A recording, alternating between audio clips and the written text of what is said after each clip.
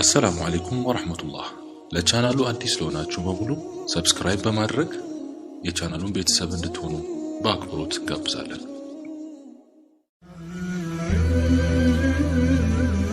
አላህ ሱብሓነሁ ወተዓላ የኑሕን ዓለይሂ ሰላም ህዝብ በውሃ ካጥለቀለቀ በኋላ በምድር ላይ ከኑሕ ዓለይሂ ሰላም ጋር አብረው ከዳኑት ምእመናን ውጭ ምንም አይነት የሰው ልጅ አልቀረም ነበር። ይህ በእንዲህ እንዳለ ኑሕ ዓለይሂ ሰላምና በዘመኑ የነበሩት ሰዎች ከሞቱ በኋላ አንዱ አንዱን ሲተካ ምድር ዳግም በሰዎች ትሞላ ጀመር። ያ ዘመን ካለፈ በኋላ የነበሩ ህዝቦችም ማንም አምልኮ ከማያውቀው በላይ ጣዖትን ማምለክ ተያያዙት። የህዝቡ መለያ ስማቸውም ዓድ ይባላል። በመጀመሪያ የዓድን ህዝቦች ላስተዋውቃችሁ።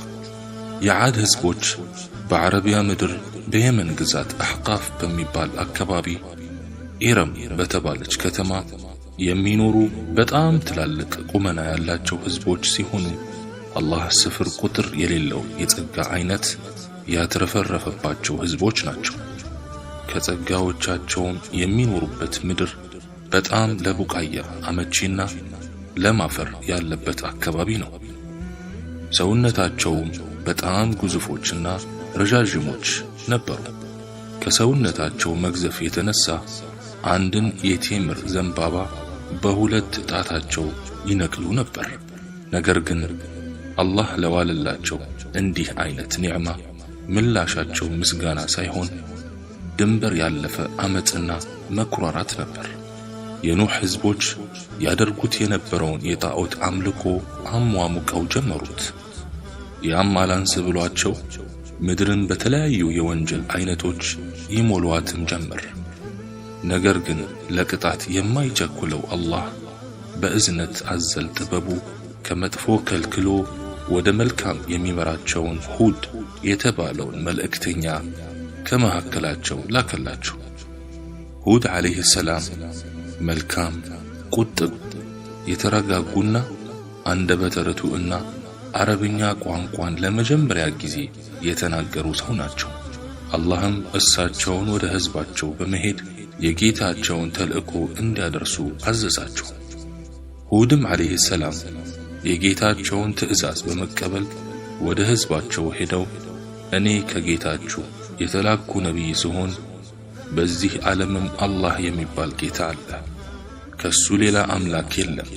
እነዚህ ከተለያዩ ድንጋይና እንጨት ጠርባችሁ የምታመልኳቸው ጣዖታት መጥቀምም መጉዳትም የማይችሉ ደካማ ሲሆኑ ከናንተ ጥበቃን ይሻሉ እንጂ ራሳቸውንም አይጠብቁ።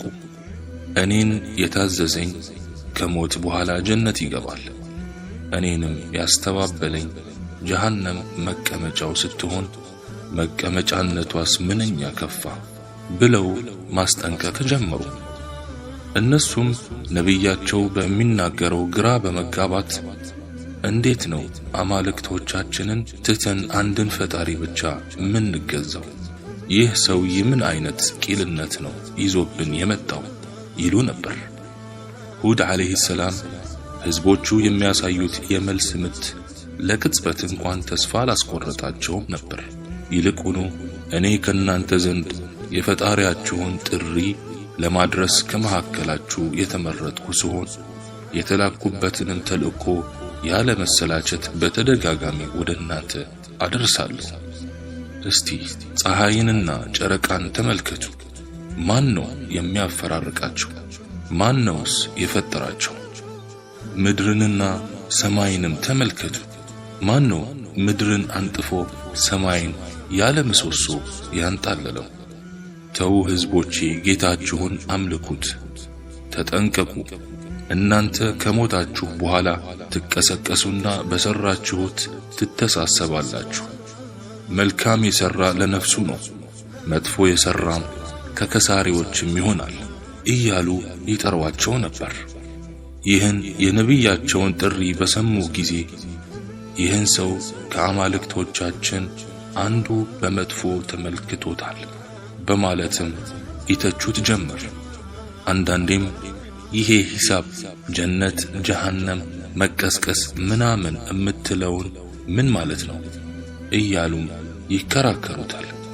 የዓድ ህዝቦችም በምድር ላይ ያለ አግባብ ኮሩ።